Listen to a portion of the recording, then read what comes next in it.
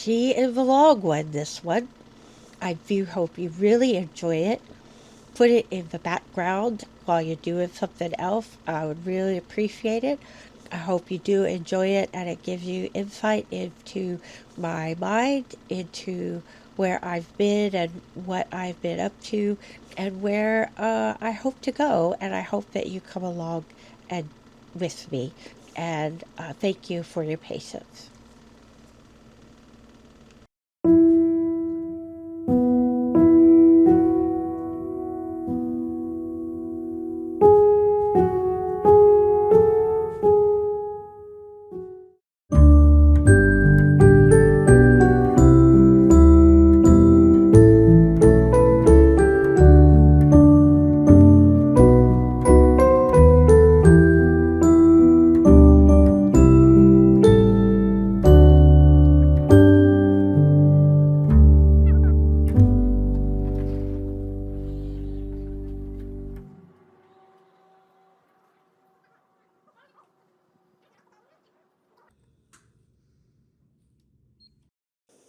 Hey, good morning. I'm on my last day of infusion.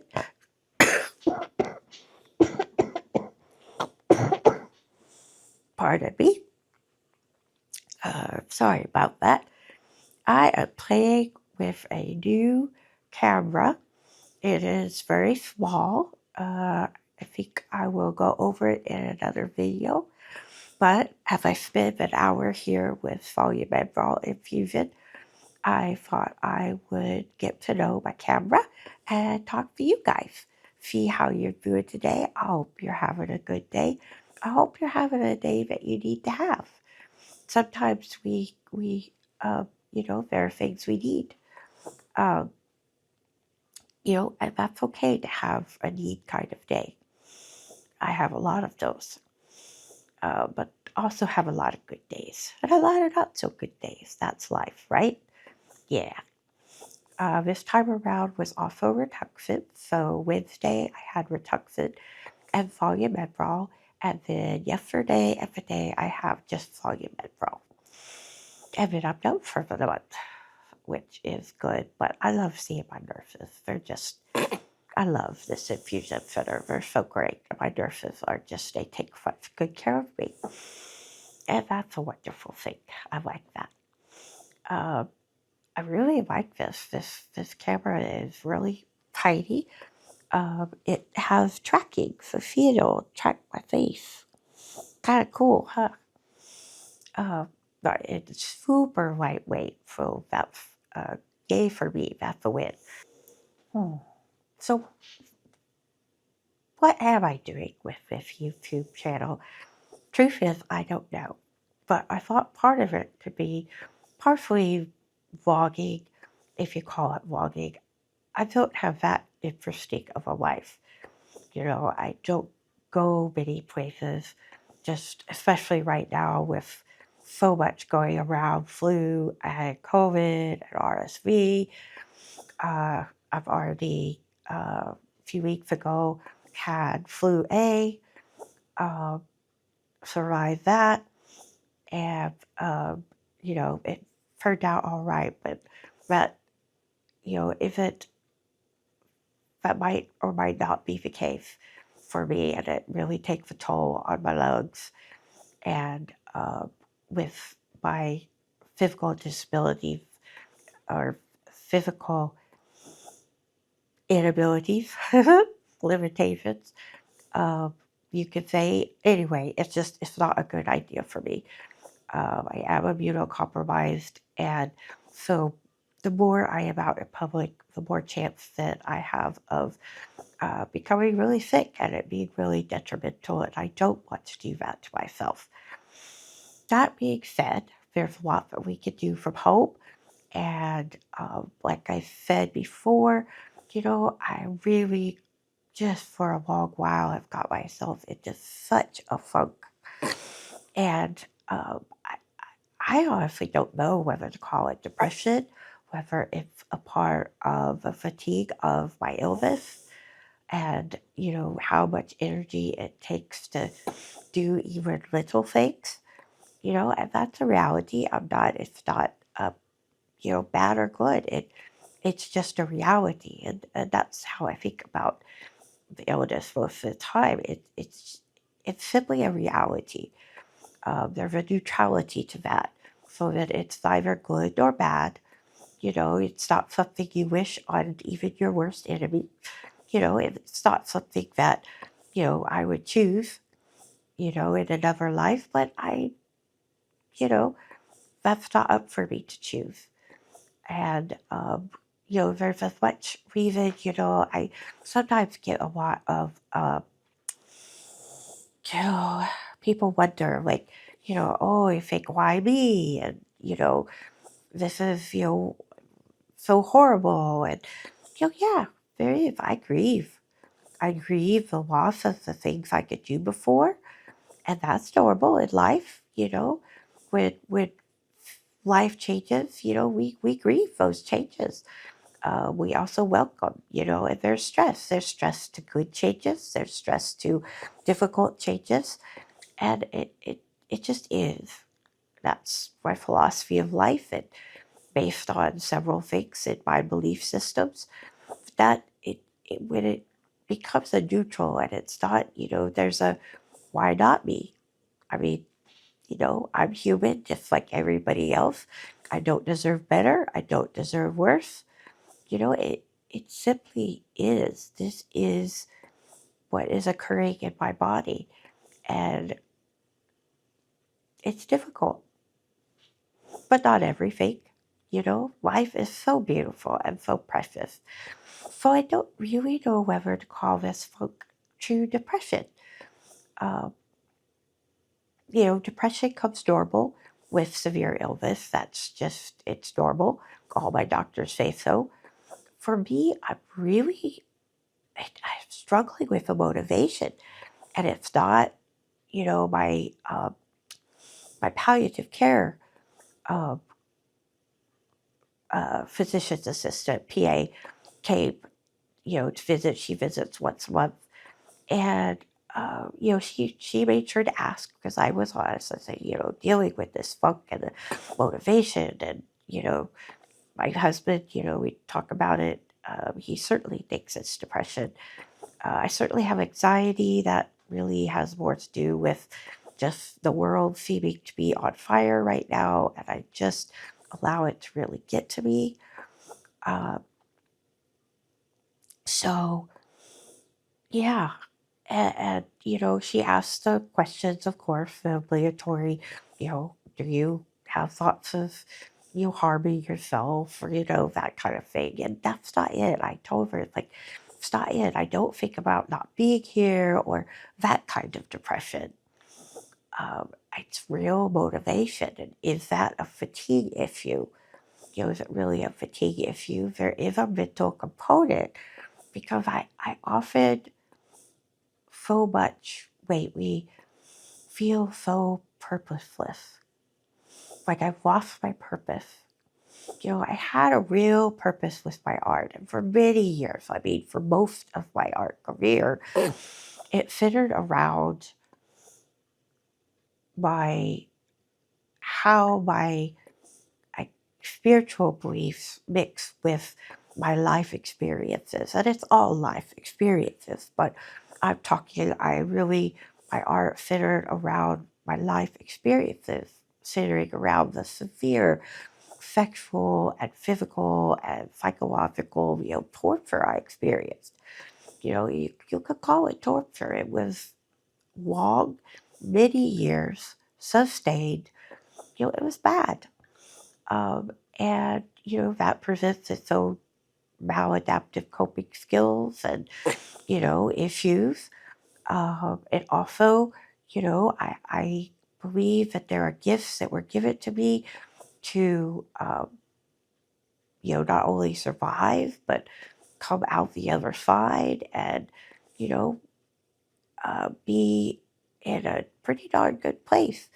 And my art really expressed a lot of the reality. So there was a certain very intensity to my artwork, and it was dark. There's a lot of darkness. there's also a lot of beauty. And that was really this beauty out of something ugly, like creating that beauty, finding the beauty of life and the preciousness of life, and sharing those coping skills, sharing the beauty, sharing creating beauty was very important to me. And connecting people through those emotions because, I started, there was a beginning part where people, I haven't been through that. I haven't been through nearly what you've been through.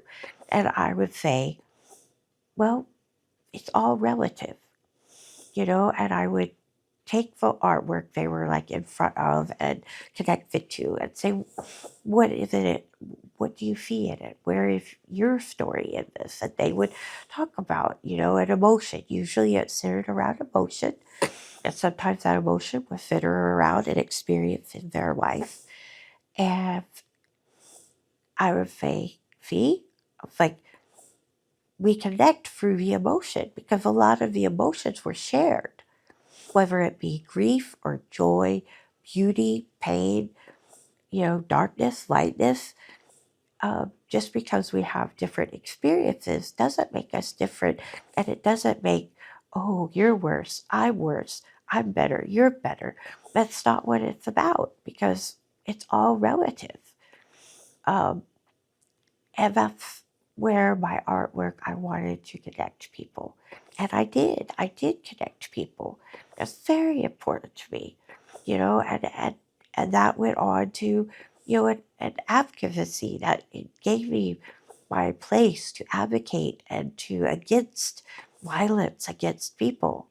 Very important to me, you know, to hopefully do my part towards, lessening and ending violence. I don't know if we'll ever get rid of it, but I felt my purpose and I felt it very strongly. And there was a strong spiritual component. I both practice Christianity. I also bring in uh, practicing some Buddhist. Also, I'm very drawn to the what spiritual principles teach me because I do believe, higher something I call God, that leads and helps and covers me. Um, Not that he's not going to let anything bad happen to me because that's not his role or her role. Or, sometimes they say, the Holy Spirit, she's a sneaky devil. My friend used to say that, and I really love that. I thought it was hysterical. But, you know, it's a dance, and we dance together. God and I dance together. And in that dance, it's a relationship. And it's a relationship I can rely on. My greatest fears, my greatest difficulties, my greatest accomplishments, everything, I dance with God. So I know that I will move through this life in a beautiful way. Grieving is beautiful. Celebrating is beautiful. And when I say beautiful, it does not take away from the difficulties because it's really hard. Life is really hard. Um, that doesn't mean, to me, for me, my personal belief, that doesn't mean it's not beautiful. And so that's where my artwork came from. Yes, dark and intense, and also intensely beautiful. I used to get a lot like, oh my gosh, I want to look away. It's so intense, it's so difficult. Like I want to look away, and yet it's so beautiful, I can't stop staring. And that just felt like, yes, that's it. That's life. Um, you know, um, and in the last number of years, I feel like I've lost my purpose. And it does. I'm getting teary-eyed right now because it I'm sad. I'm grieving my art. I'm grieving the loss of my purpose in my art. And I don't know why I feel that way. My artwork has changed. As my illness goes on and the limitations, I've always been a mixed media artist, um, truly mixed media artist. And in the mixed media, I made a lot of my inks. I used water soluble oils and pastels, and sometimes I made my own charcoal, sometimes I didn't. I didn't make it on purpose. I would use the charcoal, like after uh, my husband and I would go camping. I would save the charcoals from the campfires and use that to draw with. The ash, my last studio was uh, heated by a wood burning stove. And I would sweep, when I would take the ashes out, I would save some of those ashes and I would draw with the ash. Um, when I would have coffee with a friend, I would save some of the coffee, save the coffee grounds, and make ink out of those coffee grounds. Because then going into the artwork is the love in the conversation and the connection that I have with this person. When I travel, I would get a little bit of dirt. Or if I was in like New Mexico, red clay, wherever I would visit, I would take a piece of that and place it into my art. And I do believe that on an energetic level, that that connection, that connection, the physical connection of the art is palatable. More and more, I am a digital artist. I digitally paint and digitally draw. I am still doing some small mixed media, but mostly I'm drawing, and I really love it. I have fallen in love with digital painting, and there are things that I can do that I can't do in mixed media, because you can have these layers and you can turn them on and turn them off and manipulate those layers just like I would manipulate layers in mixed media. But then there's this added thing. I could turn off a layer, turn it back on. I could copy and paste my imagery and then work. So it becomes like you start with a drawing and then you just keep going. And then you might get to a place where you're like, ooh, yeah, okay, here's a cousin. And then you just keep going. It's like, oh, here's another cousin. Here's a brother. Here's a sister. And literally, um, there's only so much DNA in this world. So, on a very basic level, we are all related. Now, barely microscopically, whatever, however, I am not a scientist, but I do know there's a certain number of DNA. And so we are all connected. And it's really cool because I feel like in the digital world, that's what I'm hitting on. That's the connection. Because a lot of times I'll like start with a painting I've already done. And lately, what I've been doing is putting in an image, starting with a photograph of one of my mixed media pieces. And I put that up in front of me. And I start there.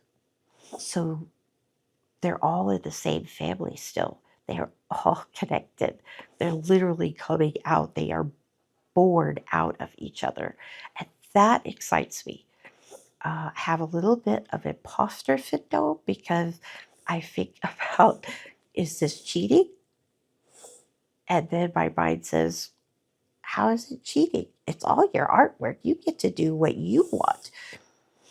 I get to do what I want with it, what brings me joy, because it does. I feel like there's a purpose there that I don't know what it is.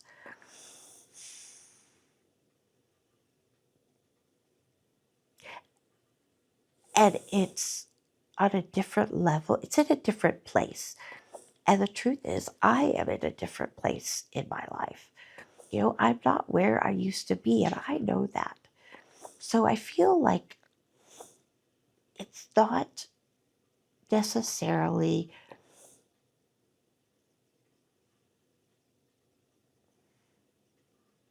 the diehard anti-violence advocacy piece, like overtly, like it used to be. I'm not there anymore. There is a healing aspect, I think, that I have come to, which is why I'm not there anymore. I think many years ago, there was probably a component of see me, wanting people to see me, and, important aspect, we all deserve to be seen. And I'm not there. I am seen. I'm seen by me. I think a big aspect was me being able to see me. Like, I hope you're able to see you and accept you for you.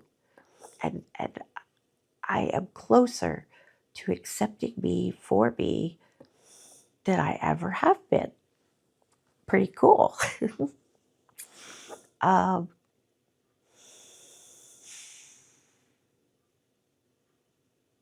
yeah, it's exciting to me. I just don't know. And then there's this other aspect of social media, and it is a media in and of itself. That's how I think about. I was taught my greatest mentor, dear friend, and chosen family, the late Tracy Hicks. He was one of my professors in college, and he and his wife went on to be chosen family. I love both of them dearly. And he always said, because I really was not into social media. I was very late to the game. I didn't use email. I was not a Luddite, but I just wasn't interested. And he taught me that it is as much a part of your art as the art making itself. That's how he thought about this social media, because it's a media in and of itself. And to think about it that way, and how does that relate to your art? It is your art. So more and more I think about that, because before I kind of was like, okay, well, I want to make nice things for social media, but I was still thinking about it like a showcase of my art. There was still a separation, not quite art itself. Now, I'm really drawn to YouTube. I'm really drawn to YouTube. I love watching YouTube. It's my TV mostly. Um, if I'm going to watch something, I typically watch YouTube and find creators that I love to watch and their art and their creativity, and soak it in. And I'm really drawn. And so I think there's a media there for me that incorporates, that is both part. I really am enjoying, I use Rebel by Escape Motions digital painting. Sorry about that. I had to stop. They were calling overhead. So, there was a code calling. I'm sorry for that. But I stopped for a second. So,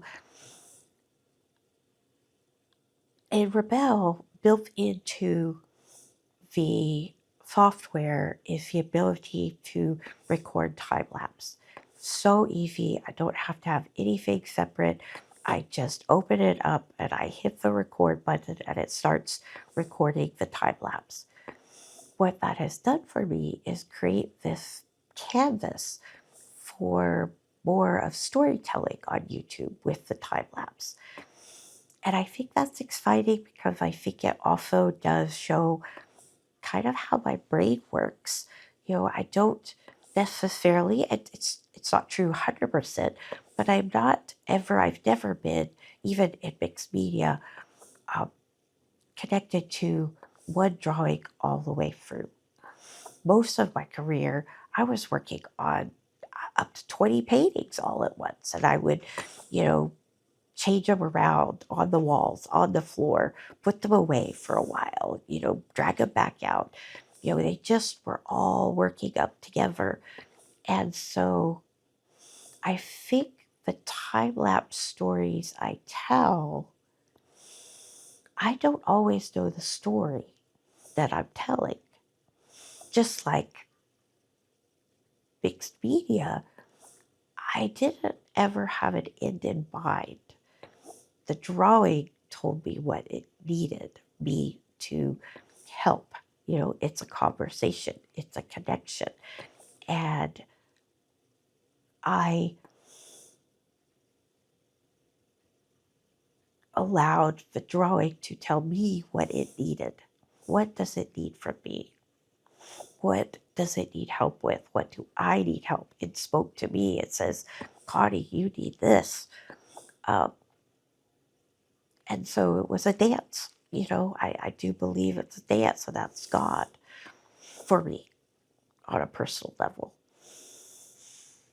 So I think of these time lapses as kind of meditation pieces. I love meditation. I love reflection. I get nervous. I talk a lot. That nervous chatter. Otherwise, I prefer silence. I need a lot of alone time to recharge. I love people. I love you guys. I love being around people. I miss it that I'm not around as many people as I used to be. That being said, I do need a lot of alone time. I love silence and meditation and prayer. Um, yeah, I love it. And so I think about these time lapse stories as meditations, as sharing a moment of pause, that it's time that you, anybody who needs it, wants it, can have that moment of pause, whether it's a 3-minute time lapse or a 10-minute time lapse story. I even have one that I'm working on that seems to be probably going to be 45, 50 minutes long. I'm not sure. We'll see where it goes, right? So far, that's what seems to be happening. Um, don't know. But that's how I think about them, and I hope that that can grow, that it's a moment of pause. Some more quiet, some more thoughtful. You know, they are what they are trying to speak, what they need, and be a voice. I've always thought of my art as being a voice. And that really sounds cheesy, doesn't it? I think you know what I'm trying to say. I don't quite have the words. But that's one aspect that I'm drawn to YouTube. The other aspect, which I think relates, is sharing life. So that's more vlogging, but it's in relation to art and the adaptations that my life dictates. People ask me questions. You know, I get messages. I get questions, and it's. I think I could make videos about this and talk about it, and it's a different kind of art form on YouTube, and it could be a helpful voice, a thoughtful voice. Could it? I mean, what do you think? You know, I have ideas. I also want to hear from you. You can, easiest is direct message me on Instagram. If you're not following me on Instagram, you can. It's Crooked Little Flower. I have a a secondary Instagram called Chronic Pieces of Me, Pieces, pieces like bits and pieces, chronic pieces of me. Mostly I share my animals on that channel, uh, but Crooked Little Flower on Instagram is my main Instagram, and uh, it's easiest to direct message me there or on my website, crookedlittleflower.com. You can always, there's a contact page there, and you can always contact me there too. It comes through my email.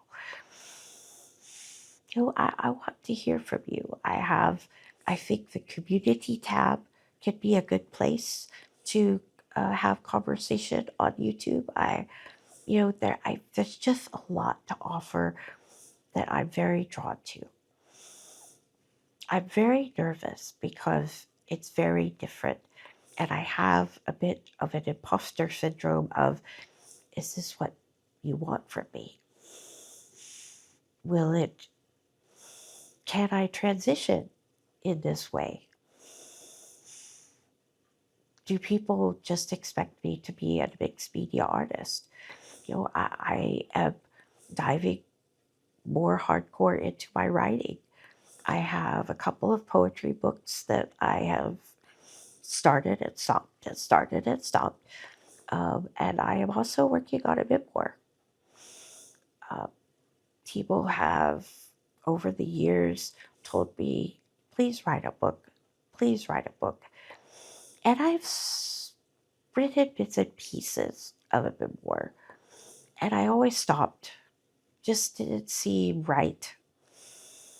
Didn't feel like it really had a purpose, because I was not interested in writing a tell all. This is what's happened in my life. I'm just not interested. Yeah, I have a pretty interesting story that's better than a soap opera. Um,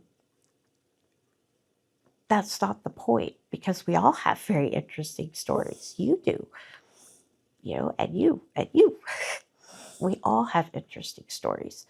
So I really felt like it needed a purpose. Why am I writing a bit more? And I have that now. Over the years, there's a lot of healing that happened in my family. Um, it doesn't mean everything was hunky dory, oh, do. Um, sunshine and roses. No. Um, you know, when my parents became really ill, my brother and I chose to be their caregivers. We could not say no. We set up very strict boundaries, what we will and not do. Um, and that's where we operated from. Both of us wanted to give my parents something they were unable to give us. And I got a chance to practice unconditional love beyond all past occurrences, the abuses, the really difficulties, and beyond difficulties. It was horrendous. And no one would fault me. No one in my life would fault me for walking away. In fact, decades ago, when I moved from Texas to Idaho, I was getting away from my family, namely my parents. Um, and I had every plan. I was implementing the plan to cut my family out of my life, to disconnect. And through an incident, that didn't happen. And slowly had a little more contact. I didn't have a lot of contact, but I didn't ever completely cut them out of my life. And I'm actually very glad that happened. I think it's a God thing. I think God said, oh, I think there's something here you get to practice. And I didn't know what that was, but I got to learn broken record technique. I got to learn how to set boundaries and practice them and hold the line. As I got sick, I got a real practice in holding the line and actually being able to really say, if you're going to talk to me this way, I am not talking to you right now. When you can speak differently, I will speak to you, and I am hanging up the phone now. I actually practiced that. Never. And that's when I, was getting very ill with neuromyelitis optica. Uh, I'm so glad I got to practice these things.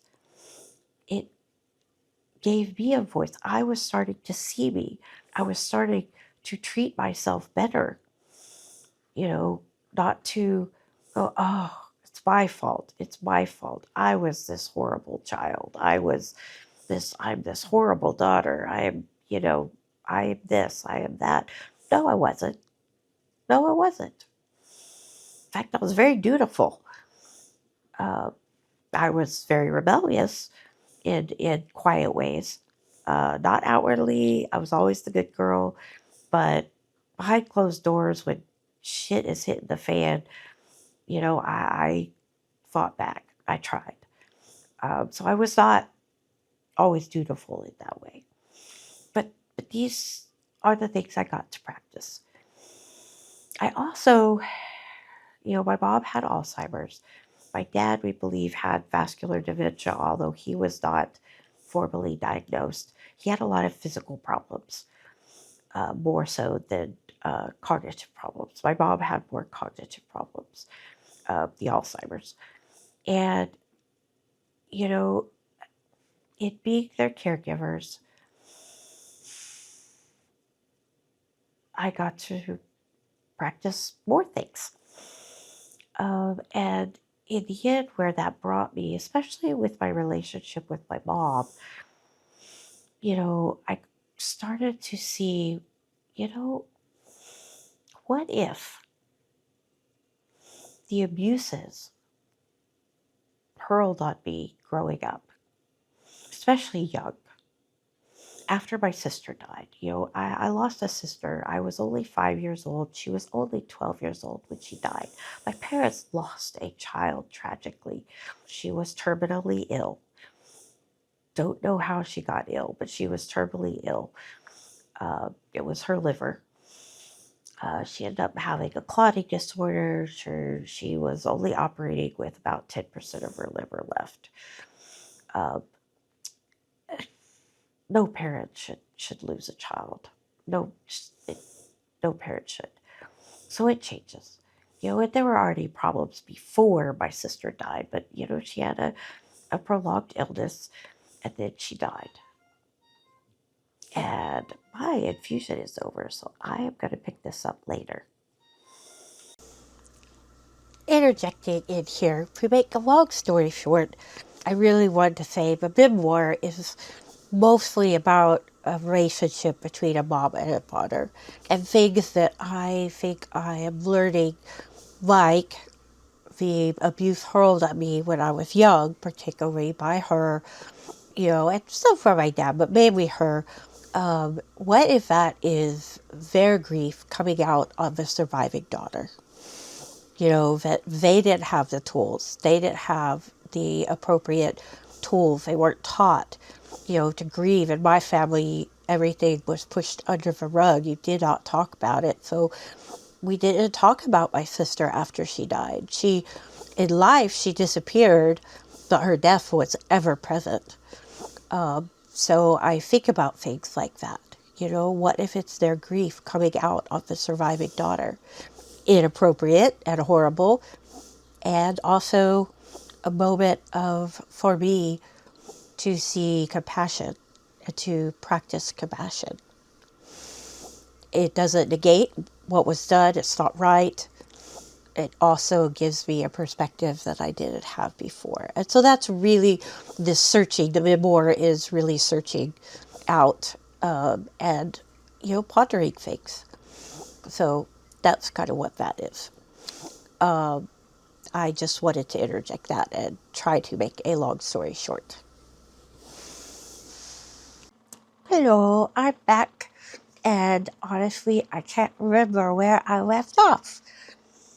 My infusion ended. I am back home. And we were talking about purpose. And not knowing, I went on a ramble, but not knowing, feeling purposeless, like I have no purpose. And that's time when you get going creating purpose. And that's what I think emerging as my artwork changes. I think I will grow. I really like the idea of meditations and moments of pause in the artwork.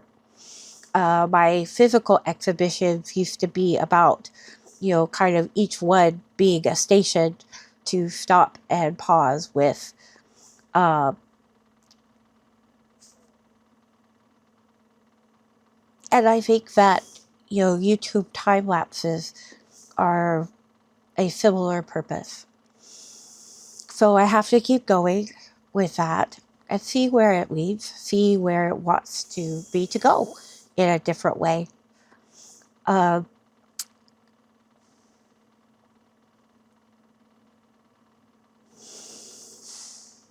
with, you know, sharing the tools I use on a daily basis, what life does, I feel like I need an accountability partner. And I'm hoping that you guys will be willing to be a part of that. If I could share, because currently, I'll be honest, most days I don't even get appropriately dressed in regular clothes. I'm that unmotivated. And it's not like me. I really don't like it. So I feel like on the kind of vlog and side of, life, in living how I live, it could be hold myself accountable to getting dressed. Or on a day that I'm so exhausted I don't get dressed. Or what does that look like? What does being in bed a lot look like? I spend a lot of time in bed. But this, gets me up. I'm in my chair and up at my desk. And share what am I, writing. Would love to share some of my writing and do like some live readings maybe. If you're interested in that, let me know. Comment below and tell me what you would like to see. And let's build this thing together. And I think that it is exciting. It excites me. And this is helping me to create purpose in my life and to climb out of the funk because I want to. I need to. I want to. I don't want to remain here. I go through phases. It's totally normal where you're doing the self-care and the things that you need to do. And then, like in this funk, I have not wanted to do all the things I need to do to care for myself. From simple things like taking care of my skin. I am, normally so diligent because skin integrity is everything. You can die from a pressure sore, a bed sore, if you get a wound in your skin. And part of taking care of your skin is keeping it moisturized. It's really big in skin integrity. And have I been appropriately keeping my skin moisturized? No. And I've always been so diligent because it was drilled into me when I was first paralyzed in 2015, that protect your skin, pressure relief, moisturize, protein, things that help. And I have not put that in priority lately. Thankfully, I have no wounds or sores or anything. Thank you. It is a possibility because I'm not prioritizing caring for my skin. I have not wanted to appropriately, with the nutrition. I get back on track and then I fall off. I get back and then I just refuse. Why am I doing that? I don't know. It's not hard. It's not that it's hard. This folk really has me kind of rebelling on these things. And again, I do believe that that's normal. I know lots of people that go through phases of, really taking care and doing those everything and then going through phases where you're not. I am practicing, I'm using December just to get in front of the camera. I am not comfortable in front of the camera. You might could tell, I don't know, but I would like to get comfortable in front of the camera. I can tell you what I won't do is put people in front of the camera. Vlogging, I have to kind of figure that out because I think it would be interesting, being out and filming. I am a stickler for not putting people in and making sure that maybe if there's a glimpse to, blur out in editing, because one thing I don't know if people think about a lot is that there are women and children and men,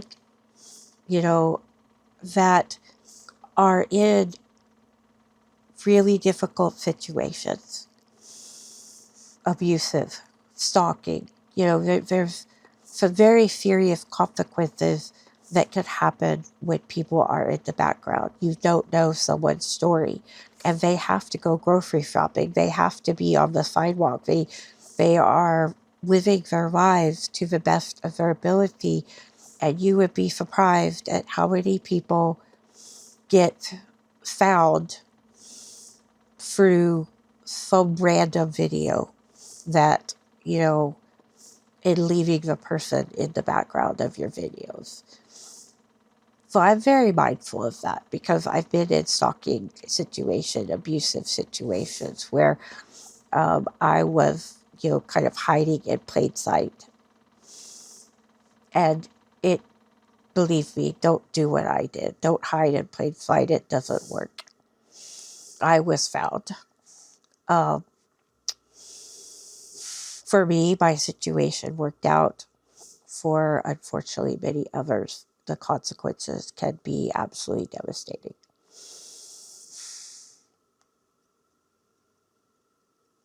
Yeah. So I'm very drawn to YouTube. I want to, I'm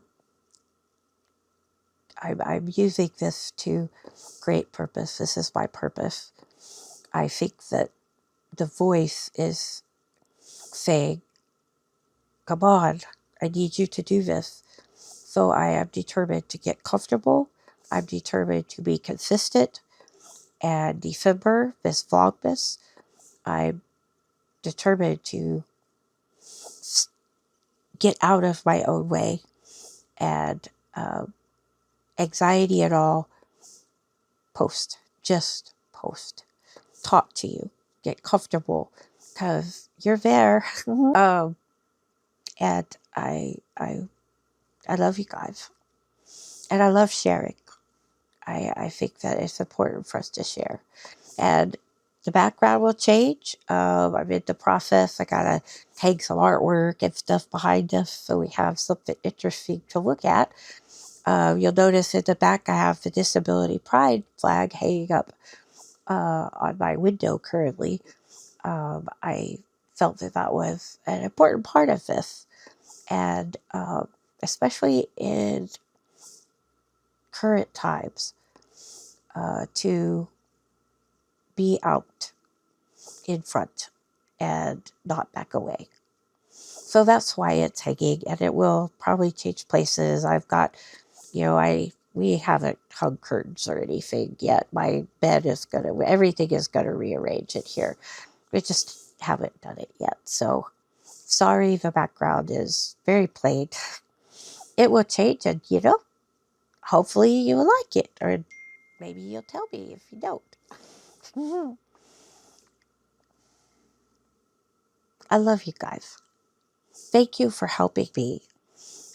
Thank you for uh, being an accountability partner along this journey.